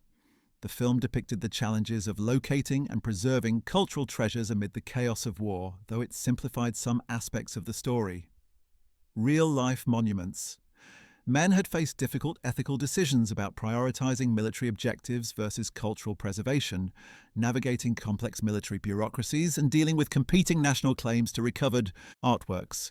Their success in recovering and repatriating hundreds of thousands of items, including much of Göring's collection, represented one of the war's positive legacies. Some specific artworks from Karenhall gained particular notoriety due to their beauty, value, or the circumstances of their theft and recovery. Vermeer's The Astronomer, which had hung in Karenhall's Great Hall, was especially significant. Vermeer produced only about 36 paintings in his lifetime, making each one extraordinarily valuable. The painting's theft from the Rothschild family and its passage through Göring's hands exemplified the cultural devastation wrought by the Nazis. Its recovery and return to the Rothschilds and its subsequent placement in the Louvre through a generous donation represented a kind of redemption, though it could never fully compensate for the suffering endured by the original owners. Another notable work was Lucas Cranach the Elder's Adam and Eve, a pair of paintings that Göring had particularly prized. Cranach's distinct style and the painting's subject matter appealed to Göring's pretensions toward classical learning and his interest in Germanic Renaissance art. The paintings were recovered from a mine shaft in Austria, where they had been hidden along with hundreds of other works. The recovery operation itself was dangerous, as the mine had been rigged with explosives by retreating SS troops, though these charges were defused before causing damage. The Adam and Eve panels were eventually returned to the museum from which they had been stolen, where they remain on display today, now with explanatory labels noting their wartime odyssey. The psychological profile of Hermann Göring, constructed by psychiatrists who examined him during his imprisonment, shed light on his relationship with Karenhall and what it represented. The psychiatrist found Göring to be intelligent, but also deeply narcissistic, with an inflated sense of his own importance and capabilities. His creation of Karenhall, they suggested, was an expression of this narcissism, an attempt to create a physical manifestation of his self-image as a powerful, cultured, and refined leader. The estate's grandeur was meant to impress others, but also to reinforce Göring's own conception of himself. His obsessive collecting of art, far beyond what he could possibly display or appreciate, reflected a need to possess and control traits that extended to his political and military career. The fate of Göring's extensive wardrobe, much of which had been stored at Karenhall, illustrated another aspect of his personality. After the war, Allied forces discovered trunks filled with his uniforms, costumes and accessories. The collection included hunting outfits, military uniforms adorned with medals, many of which he had designed himself, silk bathrobes, leather jackets, and various theatrical costumes. Some of these items were kept as evidence for the Nuremberg trials, while others were distributed to museums or simply discarded. A few pieces were kept by Allied soldiers as souvenirs, and these occasionally surfaced at auctions in later years. The sheer volume and variety of his clothing suggested someone who used costume and appearance as tools of manipulation and self-aggrandizement. The architectural design of Karenhall, when examined by architectural historians, revealed interesting contradictions. On one hand, the building employed traditional Germanic construction techniques and materials, aligning with Nazi ideology about racial purity and cultural authenticity. On the other hand, the estate incorporated modern conveniences like central heating, electric lighting, and telephone systems. The Great Hall, while designed to evoke medieval architecture, had a steel framework that allowed for the large open spaces without requiring numerous support columns. This blend of traditionalist aesthetics with modern technology was characteristic of Nazi architecture generally, which sought to project both a connection to an idealized past and the power of modern industrial Germany. The landscaping and garden design at Karenhall also deserved attention. Göring employed professional landscape architects to create gardens that appeared natural and wild, while actually being carefully planned and maintained. The approach reflected contemporary German theories about landscape design that emphasized harmony with nature rather than formal geometric patterns. Pathways wound through the gardens as if they had formed naturally, though their routes were deliberately planned to provide specific views and experiences. The plant selection focused on native German species, avoiding exotic imports, again reflecting Nazi ideas about racial and cultural purity. After the estate's destruction, these gardens reverted to true wilderness, though botanists visiting the site decades later could still identify some of the original plantings. The question of who actually built Karenhall raised troubling issues about forced labour. While the initial construction in 1933-1935 was carried out by German workers who were presumably paid, the later expansions and ongoing maintenance during the war years likely involved forced labourers. Germany's construction industry during the war relied heavily on forced and slave labour, including prisoners of war, concentration camp inmates, and civilians from occupied territories. While specific documentation about labour at Karenhall is limited, it would have been exceptional if the estate had not used forced labour, given how universal the practice was. This meant that even the physical structure of Karenhall, beyond its looted contents, was built on human suffering. The recovery of documents from Karenhall's administrative offices provided historians with valuable primary source material. These papers included correspondence, financial records, inventories, and Göring's personal notes. Among the most revealing were his letters to art dealers and museum directors in occupied countries, in which he would express interest in specific works or request that collections be made available for his inspection. The tone of these letters was often polite, even friendly, but the implicit threat was clear. Refusal to cooperate with Göring could have serious consequences.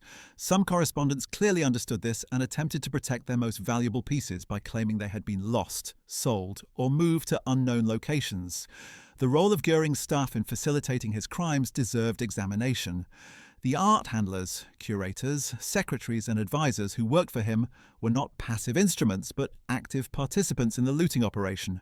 They identified targets, arranged transportation, authenticated pieces, managed storage, and maintained records. Some of them were art professionals who should have known better than to participate in such obvious theft. Their motivations varied. Some were true believers in Nazi ideology, others were opportunists seeking to advance their careers or enrich themselves, and still others may have felt they had no choice but to comply. The post-war prosecutions of these individuals were inconsistent, with some facing significant punishment while others escaped with minimal consequences. The intersection of Karenhall's history with broader questions of transitional justice and how societies deal with past atrocities provided rich material for scholars. Germany's handling of its Nazi past, including the question of what to do with sites associated with Nazi leaders, evolved significantly over the decades. Initially, in the immediate post-war years, the focus was on denazification and punishment of major criminals. As the Cold War intensified, this focus waned, and many former Nazis were quietly reintegrated into West German society. By the 1960s and 1970s, a new generation of Germans began demanding more thorough examination of the Nazi period. This led to increased prosecution of war criminals, better education about the Holocaust, and more serious efforts at restitution. Sites like Karenhall, or what remained of them, became part of this reckoning. The comparative study of how different Nazi leaders lived and the estates they created or occupied revealed patterns but also individual variations. Göring's Karenhall was certainly among the most opulent, reflecting his particular combination of greed, vanity, and cultural pretension. Joseph Goebbels maintained a more modest lifestyle publicly, though he also enjoyed significant perks of power. Heinrich Himmler had a home at Wewelsburg Castle, which he treated as a kind of SS shrine. Hitler himself preferred the Berghof in Bavaria, which was lavish but somewhat less ostentatious than Karenhall. These different choices reflected the men's personalities and their positions within the Nazi hierarchy. Studying these sites together provided insight into how power corrupted and how the Nazi leadership justified their privileges while demanding sacrifice from ordinary Germans. The fate of Göring's personal library, much of which was housed at Karenhall, followed a path similar to his art collection. He had accumulated thousands of books, including rare volumes, first editions, and manuscripts. Some were genuinely valuable historical documents, while others were simply expensive acquisitions meant to project an image of learning and culture. Like the artworks, many of these books were looted from Jewish collectors and libraries in occupied territories. After Karenhall's destruction, those volumes that had been evacuated were eventually recovered by Allied forces. Libraries and institutions that could prove ownership had their books returned, though the process was complicated and many volumes remained unaccounted for. The story of one particular object from Karenhall, a massive oak table that had graced the Great Hall's centre, illustrated the strange afterlife of Nazi artifacts. The table, measuring more than 6 meters long and carved from a single massive oak tree, was too large to evacuate when Karenhall was abandoned. It was presumed destroyed in the demolition. However, in 1992, a German woodworker claimed to have discovered the table, heavily damaged but recognizable, in a barn near the Karenhall site. He reported that local residents had somehow salvaged it from the ruins and had been using it in the barn for decades. The woodworker wanted to restore the table for a museum, arguing it had historical value. The proposal sparked controversy, with critics arguing that preserving such an object would glorify Goring. The table's ultimate fate remains unclear, with some reports suggesting it was indeed restored and placed in storage, while others claim the whole story was fabricated or exaggerated. The development of digital technology and the internet changed the landscape of art restitution efforts in ways that directly impacted cases related to Karenhall. Databases of looted art became accessible online, allowing anyone with an internet connection to search for specific works. Families who had lost collections could more easily research what might have happened to their possessions. Auction houses and dealers could check provenance against these databases before selling works. While this transparency was generally positive, it also created new challenges. Some claimants had insufficient documentation to prove ownership, while others faced legal obstacles even when provenance was clear. The ease of information sharing also meant that disputes could play out publicly, creating reputational risks for institutions holding disputed works. The phenomenon of memory tourism, where people visit sites associated with historical events including Nazi Germany, included Karenhall among its destinations. Tour companies in Berlin began offering excursions to the site in the 1990s, typically as part of broader tours of Nazi-era locations. These tours would visit the memorial marker, walk through the forest where the estate had stood, and perhaps see the remains of the swimming pool. Guides would provide historical context and show photographs of what Karenhall had looked like. The tours raised ethical questions. Was it appropriate to treat such sites as tourist attractions? Did visiting them constitute proper historical education or inappropriate voyeurism? Opinions varied, but the tours continued, serving a public apparently hungry for tangible connections to history. The academic study of Goring and Karenhall benefited from the opening of Soviet archives in the 1990s. Russian repositories contained documents seized by Soviet forces in 1945, including materials from the ruins of Karenhall and from Göring's various offices. These documents provided new details about the estate's final days, the evacuation of art, and the demolition. They also revealed that Soviet trophy brigades had been more thorough in their salvage operations than previously known, recovering items from the rubble and shipping them to the Soviet Union. Some of these items eventually made their way back to Germany through diplomatic negotiations, though many remained in Russian museums or private collections. The new archival access allowed historians to write more complete accounts of Karenhall's history. The contrast between Karenhall and the concentration camps that existed simultaneously highlighted the Nazi regime's moral depravity. While Göring enjoyed hunting, fine dining, and admiring stolen art at his estate, millions were being systematically murdered in camps across occupied Europe. The geographical proximity made this contrast even starker. Sachsenhausen concentration camp was located only about 50 kilometers from Karenhall. Prisoners at Sachsenhausen, many of them Jewish, were starving, being worked to death or executed while Göring entertained guests with lavish banquets. This juxtaposition encapsulated the fundamental evil of the Nazi system, which could create such grotesque inequality and visit such horrific cruelty on targeted groups, while the elite lived in unimaginable luxury. The question of whether any structural remains of Karenhall should be preserved or excavated for educational purposes remained controversial. Some historians and educators argued that excavating and displaying the ruins could provide powerful teaching moments, making the reality of Nazi corruption and looting tangible for students and visitors. They pointed to the success of preserved Nazi sites like the rally grounds in Nuremberg, which served important educational functions. Critics countered that Karenhall, unlike sites directly connected to Nazi crimes like concentration camps, did not merit such attention and resources. They argued that preserving a luxury estate risked glorifying Göring or creating a site of neo-Nazi pilgrimage. The debate remained unresolved, with the site continuing to exist in its current state of managed neglect. The artistic and cultural value of the works that Göring looted raised complex questions about how to evaluate beauty, created or collected, in contexts of profound evil. Many of the paintings at Karenhall were masterpieces by artists like Rembrandt, Vermeer, and Rubens. These works had intrinsic artistic merit, regardless of who possessed them. Should our appreciation of them be coloured by their association with Göring and his crimes? Museums that now displayed returned pieces struggled with how to present this history. Some chose to prominently feature the looting and restitution story in their labels and interpretation, using the art as an entry point to discuss Nazi crimes. Others presented the works primarily in terms of their artistic significance, relegating the wartime history to secondary importance. Both approaches had validity, reflecting different priorities in how art should be contextualized and understood.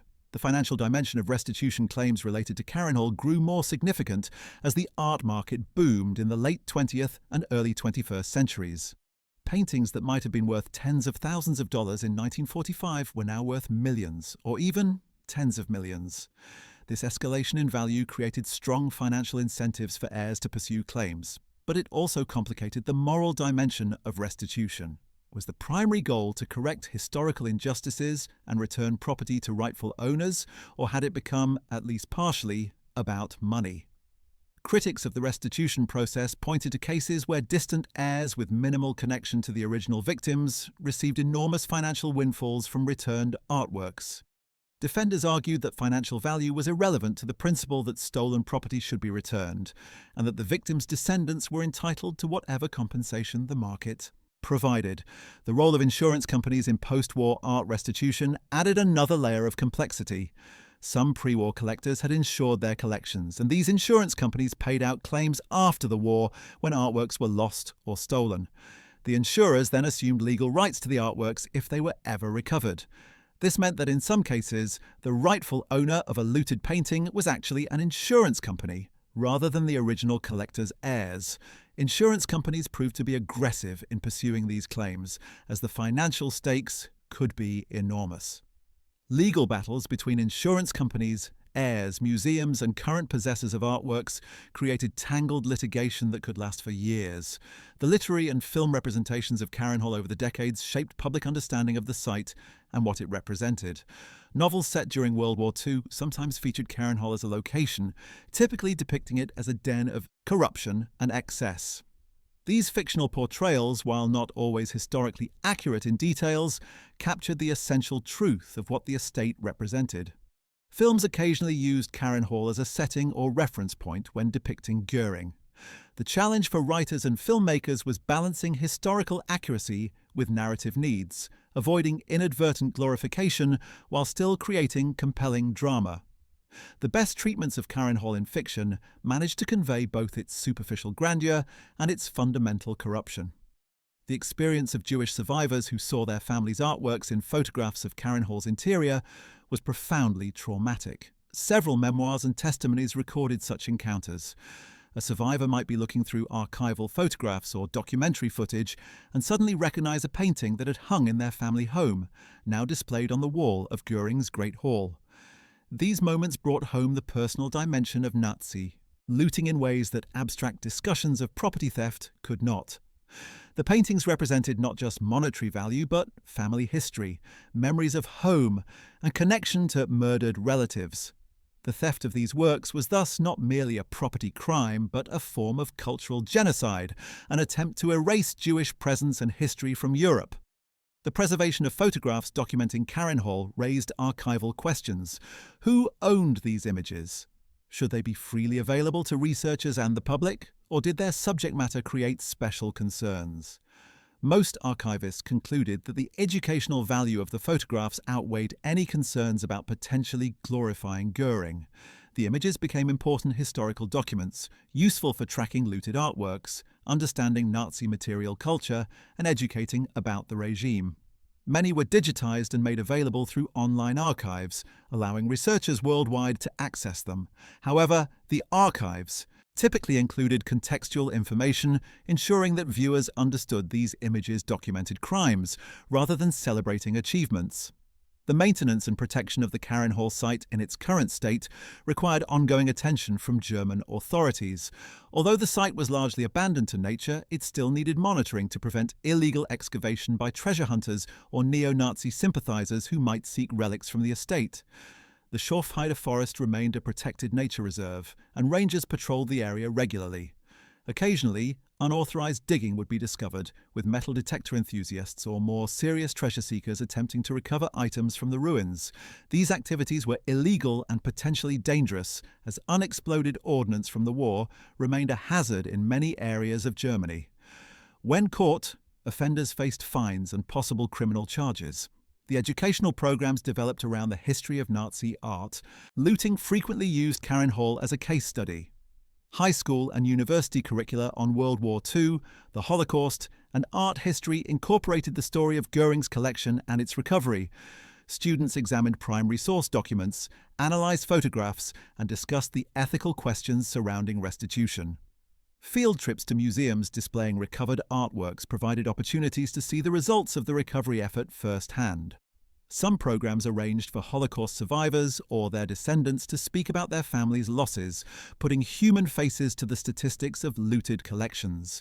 These educational initiatives helped ensure that the lessons of Karenhall and similar Nazi crimes would not be forgotten. The relationship between national memory and sites like Karenhall revealed interesting variations across countries. German memory culture emphasized responsibility for Nazi crimes and the importance of historical honesty, which meant acknowledging. Sites like Karenhall existed while not preserving them as monuments.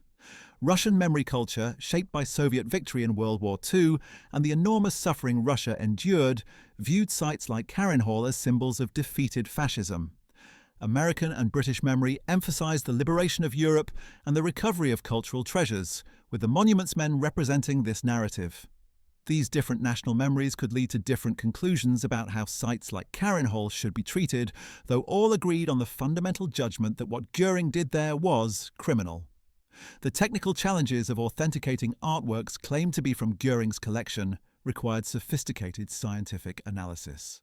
Art forensics developed significantly in the post-war period, with techniques like infrared reflectography, X-ray analysis, and chemical testing of paint and canvas, allowing experts to determine whether a painting was authentic and to trace its history.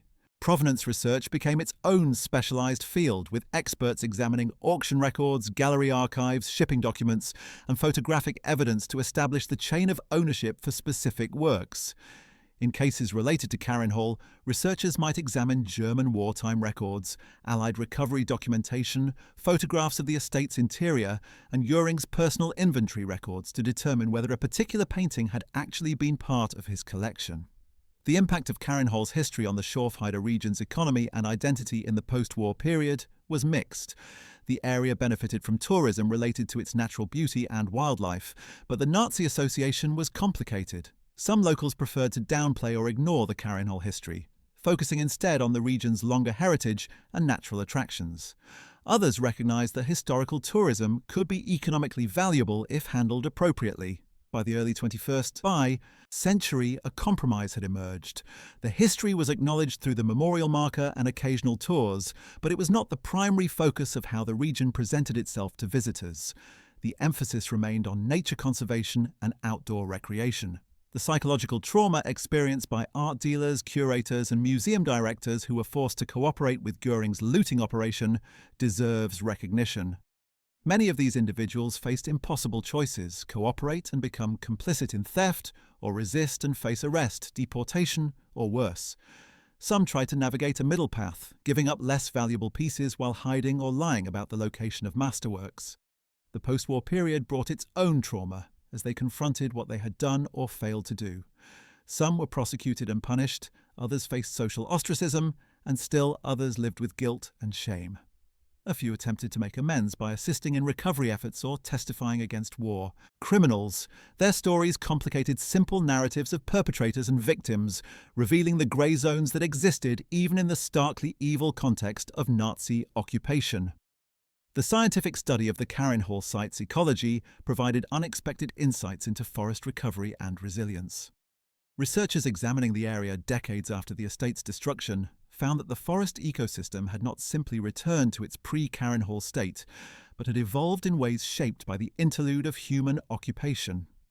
The artificial modification of water levels in the lakes had created new wetland habitats that supported different species than had existed before. The cleared areas where buildings stood had created forest gaps that allowed light-demanding species to establish themselves. When these gaps closed as the forest regenerated, it created a more diverse age structure than would have existed in an undisturbed forest.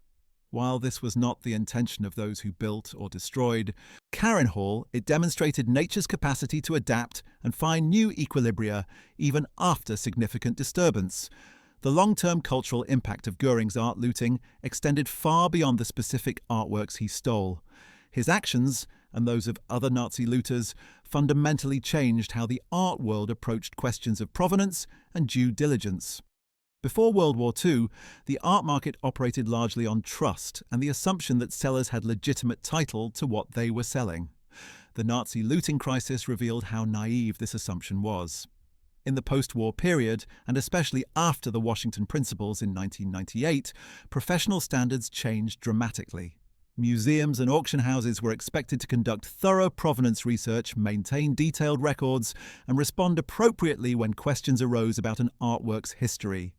These changes created a more transparent and accountable art market, though problems and gaps remained. The symbolic significance of Karenhall in Nazi ideology went beyond Göring's personal vanity.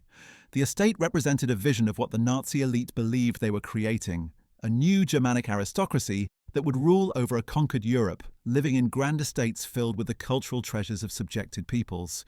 This vision was fundamentally imperialistic and racist, assuming that Germans had the right to take what they wanted from other nations and peoples.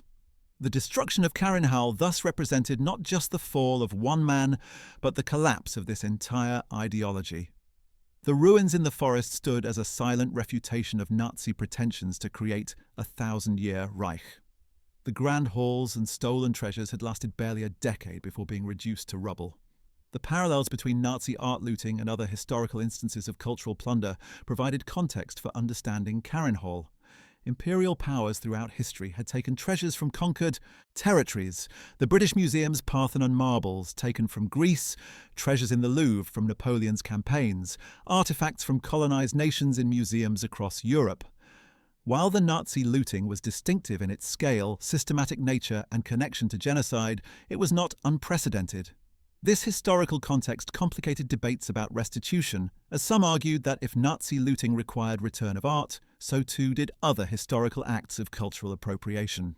The counterargument was that the Nazi looting was qualitatively different because it was so closely tied to the Holocaust and occurred in living memory. These debates continued to shape museum policy and international cultural heritage law. The personal testimonies of individuals who visited Karenhall during its active years provided valuable historical colour. Diplomatic staff from various countries who attended receptions at the estate left records of their impressions. Most found the experience surreal. The opulence and Göring's obvious self-satisfaction contrasted sharply with the knowledge of the war and atrocities being committed. Some diplomats noted the stolen artworks on display, recognizing pieces they knew had belonged to Jewish collectors or museums in occupied countries. The social ritual of maintaining polite conversation while surrounded by the fruits of theft and murder required a kind of moral compartmentalization that many found deeply uncomfortable. These accounts helped historians understand how the Nazi regime operated at the highest social levels and how complicity could be normalized through social conventions. The question of what happened to lesser-known pieces from Karenhall's collection, items that were not valuable enough to be tracked carefully but still represented stolen property, remained largely unanswered. The major paintings and sculptures received extensive attention, but Göring had also accumulated furniture, decorative arts, tapestries, porcelain, silverware, and countless other objects. Some of these items were recovered and repatriated, but many simply disappeared into the chaos of the war's end. They might have been destroyed in the bombing and demolition, carried off by looters, distributed among Soviet soldiers, or sold on the black market. Decades later, pieces would occasionally surface in estate sales or antique shops, their connection to Karenhall unknown to their current owners. When identified, these items presented the same restitution questions as the major artworks, though at a smaller scale. The development of international law regarding cultural property in wartime owed much to the Nazi looting experience, including what happened at Karenhall. The 1954 Hague Convention for the Protection of Cultural Property in the event of armed conflict established principles that occupying powers could not seize cultural property and that such property should be protected even during military operations. The convention explicitly referenced the Nazi experience as motivation for these new rules. Subsequent protocols and conventions built on this foundation, creating an increasingly robust legal framework for protecting cultural heritage. While violations still occurred in conflicts from Vietnam to Iraq to Syria, the existence of clear international standards made it easier to identify and condemn such violations. The fate of Göring's personal papers and records from Karenhall provided historians with invaluable primary sources. His correspondence, financial records, and personal notes revealed his thinking and motivations in ways that official documents could not. Letters to Emmy showed his affection for his family. Notes about art acquisitions revealed his aesthetic preferences and his awareness that he was taking looted property. Financial records documented the bribes and embezzlement that funded Karenhall. These papers were scattered across various archives, having been seized by different Allied forces at different times. Researchers spent years tracking down and cataloguing these materials, creating finding aids that made them accessible to scholars. The papers supported hundreds of academic studies, dissertations, and books about Göring, the Nazi leadership, and the Third Reich. The therapeutic and memorial value of art restitution for Holocaust survivors and their descendants was profound, even when measured purely in emotional rather than financial terms. For survivors who had lost everything, the return of a family painting was not primarily about its monetary value. It was a tangible connection to a lost world, to murdered relatives, to a life before the Holocaust. Some survivors wept when reunited with artworks that had hung in their childhood homes. These pieces carried memories of family dinners, of parents and grandparents who had cherished them, of a life of culture and security that had been destroyed. The paintings became vessels for memory and mourning, allowing survivors to maintain connection with their past. This emotional dimension of restitution was perhaps more important than the legal or financial aspects, though it was harder to quantify or legislate. The role of chance and luck in determining which artworks survived and were recovered from Karenhall illustrated the contingent nature of historical preservation. Had the Soviets arrived a day earlier, they might have captured Karenhall intact. and its contents would have gone to Soviet museums rather than being evacuated to Allied-controlled territory. Had Göring's staff been less organised in their evacuation, more artworks would have been destroyed in the demolition. Had the salt mines where art was hidden collapsed or been flooded, countless masterpieces would have been lost. Had the monument's men not been created or had lacked resources, the recovery effort might have been far less successful. At every step, things could have gone differently, with dramatically different results for cultural preservation. This realization made historians appreciate the work of the individuals who, through skill, dedication, and sometimes luck, saved these treasures. The generational shift in how Karenhall and Nazi looting were understood became apparent in the early 21st century. For the generation that lived through World War II, the events were personal memory.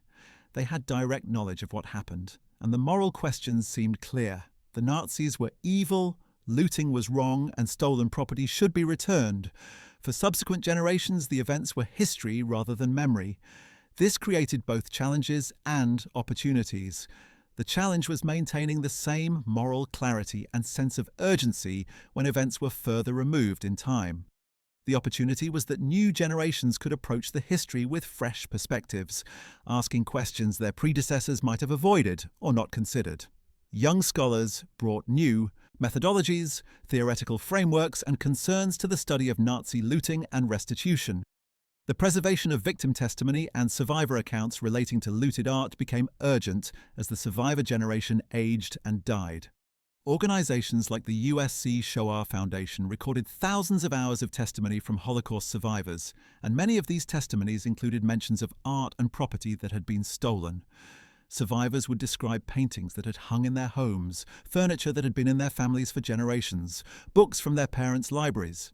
These testimonies provided crucial evidence for restitution claims, but also served broader historical and educational purposes. They ensured that future generations would be able to hear directly from those who had experienced these events, even after the last survivors were gone. Digital preservation meant these testimonies could be maintained indefinitely and made accessible to researchers and educators worldwide. The economic analysis of Nazi art looting revealed its scale and systematic nature. Economists who studied the phenomenon estimated that the Nazis stole artworks and cultural objects worth hundreds of billions of dollars in today's values. This was not incidental theft by rogue soldiers, but organized plunder directed from the highest levels of government. The looting served multiple purposes: enriching Nazi leaders personally, obtaining hard currency through sales on the international market, and stripping conquered peoples of their cultural heritage as a form of domination. The economic sophistication of the operation, with specialized units, detailed inventories, and established distribution networks, demonstrated that this was a core Nazi activity, not a side effect of war. Understanding the economics of the looting helped explain why restitution was so important. It was addressing a massive, systematic theft operation that had enriched criminals and their supporters at the expense of millions of victims. The challenge of educating about Karenhall and Nazi looting in an age of short attention spans and competing historical narratives required innovative approaches. Museum exhibitions about recovered art needed to engage visitors emotionally while providing historical context. Documentary films needed to balance comprehensive coverage with compelling storytelling. Educational websites needed to make complex information accessible without oversimplifying. Virtual reality experiences were developed that allowed users to walk through Karenhall as it appeared during the Nazi period, seeing the looted art on display, then witness its destruction and learn about the recovery effort. These technological approaches had potential but also raised concerns about trivializing history or creating experiences that were more entertainment than education. The most effective approaches combined multiple media and methods, recognizing that different audiences learned in different ways. The legal precedents established by restitution cases related to Karenhall influenced how courts handled property disputes in other contexts. The principles that stolen property should be returned regardless of how much time had passed, that good faith purchasers might still need to surrender items they bought unknowingly, and that victims or their heirs retained rights to stolen property all had applications beyond Nazi looting. These principles were invoked in cases involving art stolen during other conflicts, colonial-era appropriation of artifacts, and even disputes over pre-Columbian antiquities. The Nazi looting cases thus contributed to broader evolution of property law and cultural heritage protection, extending their impact far beyond the specific contexts in which they arose. The annual commemorations and remembrance events that marked significant dates related to the Holocaust and World War II sometimes incorporated the story of Karenhall and art looting. These events served to keep memory alive and to educate new generations about Nazi crimes. Speakers might discuss how the Nazis stole cultural property as part of their broader program of persecution and genocide. Exhibitions might display recovered artworks alongside information about their wartime odyssey. These commemorations reinforced the message that Nazi crimes were not just about military aggression or political repression, but encompassed attempts to destroy and appropriate the cultural heritage of targeted peoples. Including the art looting narrative in Holocaust Remembrance, helped provide a more complete picture of Nazi criminality. The question of whether contemporary Germans bore responsibility for addressing Nazi art looting sparked philosophical and political debates. No living German participated in the looting at Karenhall or elsewhere during the war, yet the German state and society had inherited both the material benefits of Nazi crimes and the moral obligation to address historical wrongs. This created what some philosophers called a collective responsibility across generations, different from individual guilt, but still requiring action. The German government's support for restitution efforts, research into looted art, and education about Nazi crimes reflected acceptance of this responsibility. However, debates continued about how far such responsibility extended and whether there was a point at which historical wrongs became too distant to require contemporary action. The private collectors who unknowingly purchased looted artworks from Karenhall faced difficult situations when the provenance was discovered. Many had bought the works legitimately, paying fair market prices to reputable dealers who themselves might not have known about the Nazi connection. Discovering that a painting in their collection had been stolen from a Jewish family and displayed at Karenhall created ethical dilemmas. Should they voluntarily return the work even though they had done nothing wrong? Should they fight restitution claims in court to protect their investment? Should they negotiate for financial compensation if they agreed to return the piece? Different collectors made different choices, reflecting varying degrees of moral sensitivity and financial pressure. The most admirable chose to return artworks without seeking compensation, recognizing that doing the right thing mattered more than protecting their investment.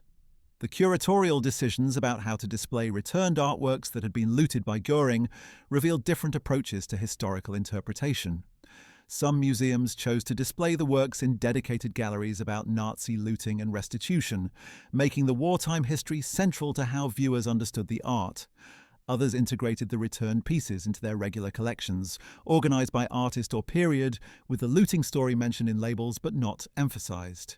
Each approach had merits, focusing on the looting history, educated about Nazi crimes and honored victims, while integrating works into general collections restored their primary identity as art rather than as historical artifacts of theft. The best museums found ways to do both, displaying works in context while ensuring the historical story was told. The transformation of the Schorfheide forest from Göring's private hunting ground to a public nature reserve represented a form of poetic justice. The very location that had symbolized Nazi privilege and excess now served the German public and protected wildlife for future generations. Visitors could walk through forests where Göring had hunted, swim in lakes he had modified for his pleasure, and enjoy natural beauty he had tried to monopolize. This democratization of what had been exclusive was a small but meaningful reversal of Nazi elitism. The forest protection also ensured that the site of Karenhall would not be developed or exploited. Commercially, maintaining it as a space for reflection and nature appreciation. The artistic representation of Karenhall in paintings, photographs, and other visual media created by artists after the war provided commentary on the estate's meaning and legacy. Some artists created images of the ruins, using them as symbols of fallen tyranny. Others painted imagined scenes of the estate in its glory days, highlighting the contrast between surface beauty and underlying evil. These artistic interpretations complemented historical and scholarly work, offering emotional and aesthetic responses to the facts of what happened at Karenhall. Art about art theft created interesting meta-layers of meaning, as artists grappled with questions about whether beauty could be separated from the context of its possession and display. The role of insurance fraud and false claims in the aftermath of Nazi looting complicated the restitution process. Some individuals who had never owned valuable art filed claims for supposed losses, hoping to exploit the chaos of the post-war period. Others exaggerated the value or importance of what they had lost. Insurance companies became skeptical of all claims, making it harder for legitimate victims to receive compensation. This fraud also made it easier for defenders of current possessors to resist restitution, arguing that claimants were unreliable. The problem required developing better verification methods and more rigorous standards of proof, which unfortunately created additional burdens for legitimate claimants who had already suffered enormous losses. The specific case of the Goudsticker collection, portions of which passed through Karenhall, illustrated many of the complexities of art restitution. Jacques Goudsticker was a prominent Jewish art dealer in Amsterdam who fled the Netherlands in May 1940 as the Germans invaded. He died in a tragic accident aboard the ship, taking him to safety, falling down a darkened stairway. His widow continued to South America, while his collection of approximately 1,200 artworks remained in the Netherlands. Hermann Göring personally visited the Goudsticker gallery and selected works for his own collection. After the war, the Dutch government recovered the artworks but did not immediately return them to Goudsticker's heirs. Instead, many pieces were sold to Dutch museums and collectors. It took until 2006, more than 60 years after the looting, for the Dutch government to finally agree to full restitution to the Goudsticker heirs, returning over 200 artworks. The delay and the government's initial resistance to restitution sparked criticism and raised questions about whether nations that had been victims of Nazi aggression were doing enough to address the plunder that had occurred within their borders. The psychological profiles of other Nazi leaders who engaged in art looting, compared to Göring's behaviour at Karenhall, revealed both similarities and differences. Adolf Hitler was also an obsessive art collector, planning his Führer Museum in Linz to house thousands of looted works. However, Hitler's approach was more systematic and less personal than Göring's. Hitler saw himself as collecting for the German people and the glory of the Reich, while Göring collected for his own enjoyment and aggrandizement. Joseph Goebbels collected art on a smaller scale, showing more interest in using art for propaganda purposes than in personal possession. Heinrich Himmler focused his cultural appropriation on artifacts related to Germanic history and occultism rather than old master paintings.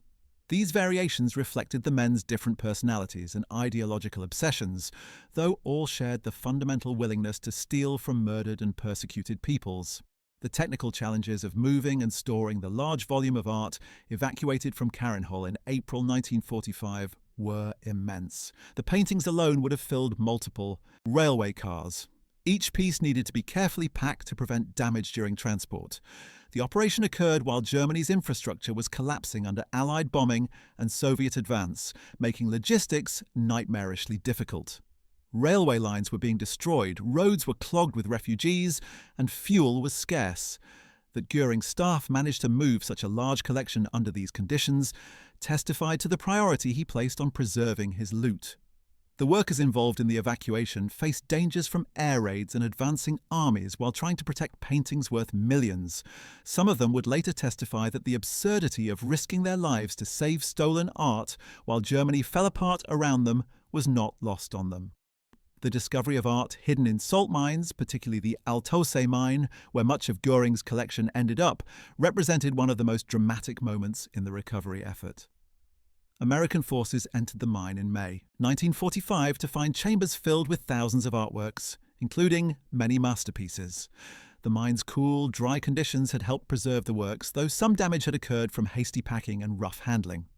The monuments men who inventoried the mine's contents worked around the clock, photographing and cataloguing each piece before it could be moved to more secure storage. They discovered that retreating SS officers had planted explosives in the mine, intending to destroy its contents rather than let them fall into Allied hands. Fortunately, local miners had defused the charges, saving the artworks. This near miss highlighted how easily the cultural treasures could have been lost entirely. The post-war careers of individuals who had worked as Göring's art advisors and dealers raised troubling questions about justice and complicity. Some, like Bruno Lohse, faced trials but received relatively light sentences and later resumed careers in the art world. Others, like Walter, Andreas Hofer, provided testimony against their former employer and avoided serious punishment. A few died before facing trial or while in custody. The Allied authorities faced difficult decisions about how to prosecute these individuals. Were they merely following orders, or had they actively participated in crimes? Had their expertise and services been coerced, or had they willingly collaborated? The answers were often unclear, and in the rush to deal with more serious war criminals, some of these cases received less attention than they perhaps deserved. This created situations where art dealers who had knowingly facilitated looting continued working in the same field after the war, a fact that victims and their families found deeply unjust. The architectural historian studies of Karenhall that emerged in the 1980s and 1990s placed the estate in the context of Nazi architectural theory and practice. Nazi architecture sought to embody the regime's ideology through monumental scale, traditional Germanic references, and rejection of modernist internationalism. Carinhall fit this pattern, while also reflecting Göring's personal taste and his romanticized vision of himself as a Germanic warrior aristocrat. The use of massive timber construction referenced medieval Germanic building traditions, while the layout and landscaping drew on both Prussian country estate design and more ancient models. The architectural historians noted that the estate's destruction meant that only photographs and documentation remained, making it impossible to fully study the actual buildings. They had to rely on architectural drawings, photographs, and testimony from those who had visited, creating an incomplete picture. The economic impact on the art market of the massive influx of recovered Nazi loot after the war was significant. Suddenly, thousands of artworks that had been in German hands were returned to circulation. This increased supply might have been expected to depress prices. But the opposite occurred in many cases. The publicity around Nazi looting actually increased interest in art as an investment and store of value. Collectors and museums that had been cautious during the war years began acquiring more actively. The recovered pieces, especially those with dramatic stories of theft and recovery, attracted premium prices when their owners chose to sell them. This created economic incentives that complicated restitution efforts, as the financial stakes of ownership claims became enormous. The relationship between Göring's morphine addiction and his art collecting behavior interested medical historians and psychiatrists. Addiction can alter decision-making processes and impulse control, potentially contributing to compulsive collecting behavior.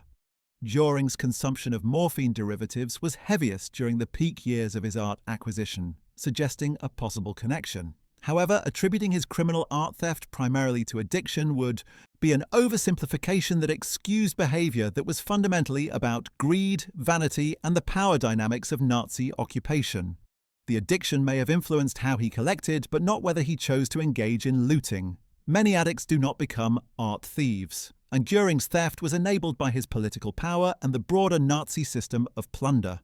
The fate of Karenhall's extensive library, which had contained both rare books looted from Jewish collectors and volumes Göring had legitimately purchased, followed a pattern similar to the art collection. Books that could be identified as stolen were returned to their rightful owners or their institutions of origin. However, many volumes lacked clear ownership marks or their original owners could not be traced. These books ended up distributed among various libraries and institutions, or were sold. The library at Carinhall had included first editions, illuminated manuscripts, and books bound in precious materials. Göring had employed a librarian to manage the collection, and this individual's records helped the Allies identify which books had been looted. The librarian himself faced questioning but was not prosecuted, another example of how lower-level participants in Nazi crimes sometimes escaped accountability. The symbolic destruction of Carinhall that Göring ordered before the Soviet arrival could be interpreted multiple ways. On one level, it was a practical military decision to deny the enemy use of the facility. On another level, it reflected Göring's narcissism. If he could not have Carinhall, no one would. The destruction also represented an admission of final defeat that Göring's earlier bravado had long denied. By April 1945, even he could no longer maintain the delusion that Germany might somehow prevail. The act of destroying Carinhall was his acknowledgement that the Reich was finished and that the world he had built for himself was ending. Some historians have also suggested psychological interpretations that destroying Carinhall was a form of suicide by proxy, destroying the physical manifestation of his ego and identity before his own impending capture and trial. The modern visitor to the Karenhall site in the 21st century finds little to see beyond forest and overgrown ruins. A small memorial marker provides basic historical information. The swimming pool foundation is still visible, though heavily damaged and overgrown. Careful searching might reveal other fragments, pieces of brick, chunks of concrete, bits of metal. The lakes remain, beautiful and peaceful, giving no hint of their past association with Nazi criminality. The forest has fully reclaimed the cleared areas where buildings stood. Without the memorial marker, a visitor would likely pass through the area without knowing anything significant had ever been there. This erasure by nature represents a kind of healing, but also poses challenges for historical memory. How do we remember sites that no longer physically exist? The annual reports from the German government on the status of art restitution efforts, mandated by Parliament to ensure transparency and accountability, included regular updates on cases related to Karenhall. These reports detailed how many claims had been filed, how many had been resolved, how many artworks had been returned, and what challenges remained. The reports provided valuable data for researchers and served as a form of public accountability, ensuring that restitution remained a priority even as the events receded further into the past. Civil society organizations monitored these reports and advocated for more aggressive restitution efforts when progress seemed inadequate. This ongoing attention helped prevent the issue from being forgotten or deprioritized as other concerns demanded government attention. The training programs for museum professionals, auction house staff and art dealers on how to identify potentially looted artworks and handle restitution claims became increasingly sophisticated. These programs taught provenance research methods, explained the historical context of Nazi looting, reviewed relevant laws and regulations, and discussed best practices for ethical decision-making when questions arose. Professional organizations in the art world made such training mandatory for their members, recognizing that ignorance or negligence about provenance was no longer acceptable. The programs used case studies from actual restitution claims, including cases involving Karenhall, to illustrate both good and bad practices. This educational effort aimed to ensure that the art market would never again facilitate large-scale looting and would respond appropriately when historical theft was discovered. Well, that's it. Thanks for watching. We hope you found this video informative. If you enjoyed learning about today's topic, make sure to check out our video about what happened to Hitler's Berghof. Residents in Bavaria, don't forget to like this video, subscribe to our channel and hit the notification bell to stay updated on more World War II content. See you in the next one.